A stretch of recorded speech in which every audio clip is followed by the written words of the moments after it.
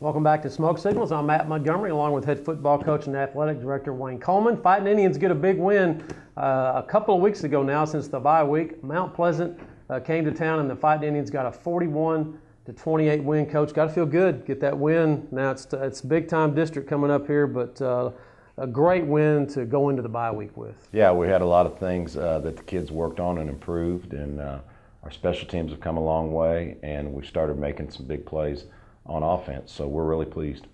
You know, each week you've come on here and you've said we need to get better this week at this week at this, and it seems that Pine Tree, we need to get better at the passing game. Next week, passing game gets better.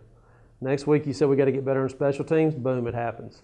I mean, that's what you want to see, isn't it, Coach, when you're in these non-district games, that week-to-week stuff like that? Sure, you've got to find those things that you've got to improve on, and unfortunately we had a lot of things we wanted to get better at the first couple weeks, but the kids locked in, and what's amazing is watching some games this weekend, college games, and seeing some of the same mistakes being made in those games and people losing games. It just reinforces what you're trying to teach the kids, the importance of the little things and taking care of those things, and that makes a difference.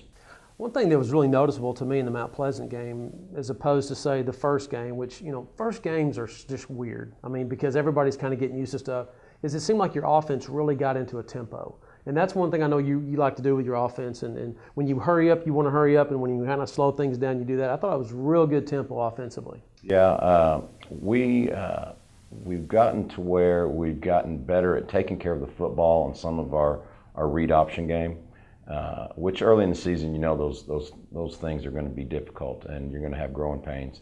But we've kind of settled down a little bit with that now. We're not putting the ball on the ground. And when you don't put the ball on the ground, for us, as well as we're running the ball right now, that allows you to control the tempo and feel like, hey, you got a first down, let's hurry up, let's get another one, or slow the game down like we did in our 4-minute drill later in the game.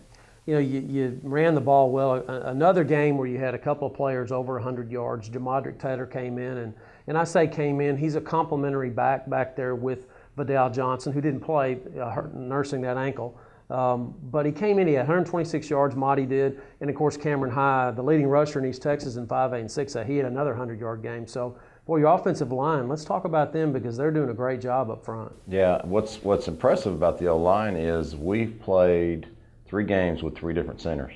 We have still been moving kids around, and they've done a great job of adapting and learning all the positions. We've got to pretty much know every position if you play on our offensive line. And of course, we had an injury later in the game. Seth Robertson went down, and so we've had to make some more moves, and some people are going to have to step up. And but our O-line has been consistent so far this year as far as opening up the running holes for us.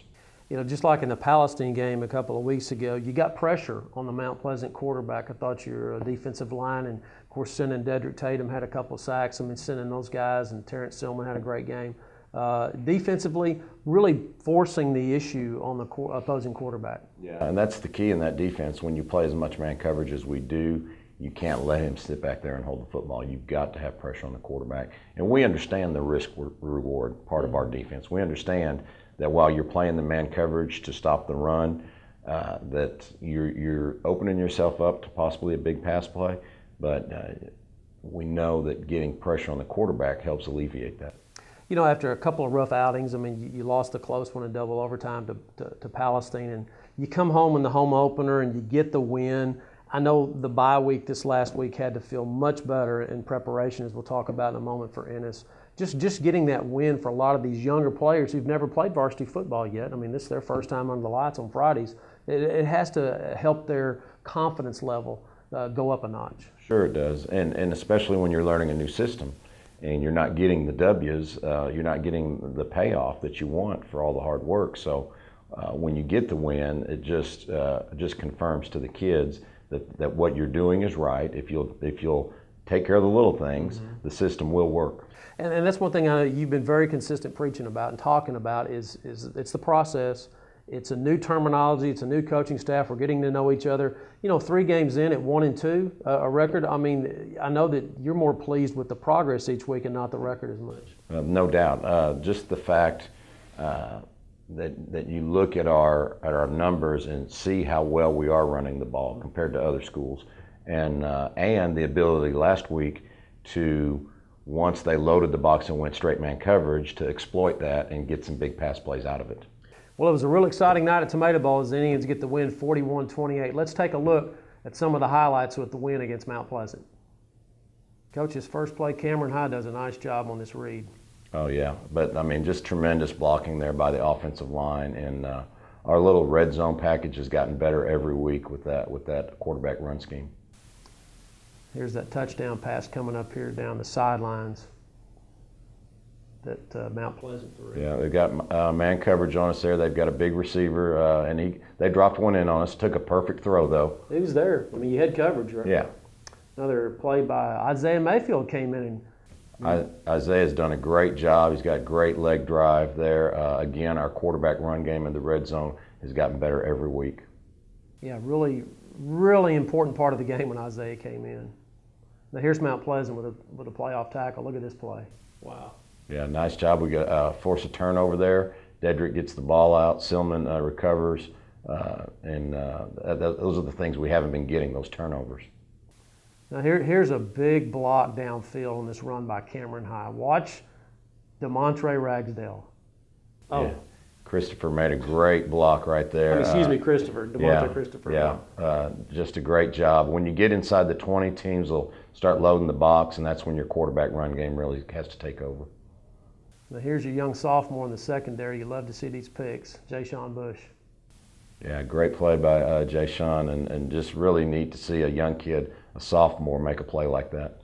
Yeah, just the wherewithal just to get back up the field. He didn't just make the catch, he makes a play and he gets upfield and gets the interception. So great play by that young man. So the Fighting Indians get the win 41-28, Coach. Talk a little bit about the bye week. I know you had some guys, you mentioned Seth Robertson with the injury late in the game. That was tough to see. How is he doing? And maybe update us on some other players that might be kind of dinged up. Seth's still on crutches. He's got, I guess they call it a stress fracture of the non-weight bearing bone in the lower leg. And so he's going to be out a few weeks until he can get healed up. So we're going to have to make some adjustments and play without him. Some other kids are going to have to step up. He's been real solid for us this year. Wuda is getting back to full strength on his ankle and foot injury. So we look to have him back in the backfield. So with Wuda and Mahdi and the two quarterbacks, we look to be able to run the ball again this week. Well, it's all for real starting this Friday night as the Fighting Indians will be traveling to Ennis to play the defending state champion Ennis Lions. And Coach, they also come into this district race opener at 1-2. They played some pretty tough teams. They had a tough loss against Waxahachie a couple of weeks ago. And Ennis Lions, hey man, they're Ennis. I mean, they're just talented. They're really good. Played some really good people. Talk about the Lions and what you guys are going to need to do to compete with them. Yeah, I think anytime you're playing a team that's so tradition-rich like Ennis, you start to look at them so much that you forget about yourself. And we really have to just keep focusing on ourselves and doing the little things, taking care of the football and doing our job. And you don't want to try to do too much just because you're playing a great team. And they are a great team. They've played a tough schedule. But we've got to take care of ourselves and keep getting better every week. And if we do that, we'll play a good football game. Now, offensively, Ennis is not like the traditional spread teams that a lot of people see. They're a little bit more run-oriented. They do a little bit of a different look than what we see a lot of here in East Texas with the spread offense. Yeah, they are a multi-formation team. A lot of under center formations, unbalanced formations. They'll try to get you misaligned. So it's going to be important for us on defense, first of all, just to get lined up correctly because they throw so many exotic formations at you. And that when you do that, it takes away some of the defense's aggression and opens up the possibility for big plays. But we got to get lined up. Defensively, you know Ennis is going to come into the game just prepared to stop the run. I mean, you guys are just running the ball well. And talk about defensively what you think Ennis is going to try to do to stop your rushing offense. Yeah, that's the big question this week is does a great program like Ennis change what they've been doing to try to stop our run game, or do they do what they do because they are Ennis and they're proud of who they are and they want to run their system? So they've got to make that decision, and we've got to be able to adjust off of that. I think if they'll play their base defense, I think we'll continue to run the ball well. You said coming into district that you wanted to have 2 quarterbacks prepared, 2 quarterbacks ready. I think you have them, Coach. I mean, Isaiah Mayfield came in and played very well against Mount Pleasant when he needed to, and it's nice to know that you have him over there. And with a physical team like Ennis, I know you have to be prepared for that. Not saying that Cameron's going to get hurt or anything, but the way that Cameron runs the ball and he might get dinged, it's nice to know Isaiah Mayfield can step in and fill it, and that's what you got him ready for in non-district. Yeah, it's really played out pretty well for us. Trying to schedule times to fit him into the game has been difficult because of the type of games we've been in. But just the fact that Cam has gotten nicked up in games and had to come out for a series or 2 has helped us get Isaiah just about the right amount of playing time. So we're very comfortable running Isaiah onto the field. I mean, if we see Cam take one limp at all, I mean, it's no question, let's get a full-speed quarterback out there. Offensively, let's talk about Ennis. As I said a minute, the defending state champion, they lost a lot of players on the offensive side of the ball, but they still have some key returnees that are pretty salty, and they ran into some buzzsaw programs in the last couple of weeks, but they're good offensively. They're very good. They've got a great plan. They believe in what they do, and they've got players. Their quarterback is a great athlete. Their running back is a great athlete. They've lost a little bit of the passing game that they had last year. They lost the great receiver. That 6'5" kid. Yeah, and that guy was a difference maker. So they're struggling a little bit as far as putting points up the way that they're used to doing that. Defensively, what do you see Ennis doing? You talked about will they change their scheme, but what's the look? What do they look like defensively? Yeah, they run an even front with a 2 safety shell, which is not the defense you should run against us, not as much as we run the ball, but they're so good at it and they know their run fits so well that it's hard to take someone and get them out of their base defense because they believe in what they do. But if we are able to get them out of it, again, like the Mount Pleasant game, if we can get them to load the box and play some man coverage, we've got to take advantage of it. Of course, it's a road game, and you've already been on the road a couple times, and I know that it's good to get the kids kind of in that sync. This is a 2-hour trip. This is a pretty good bus ride over to Ennis.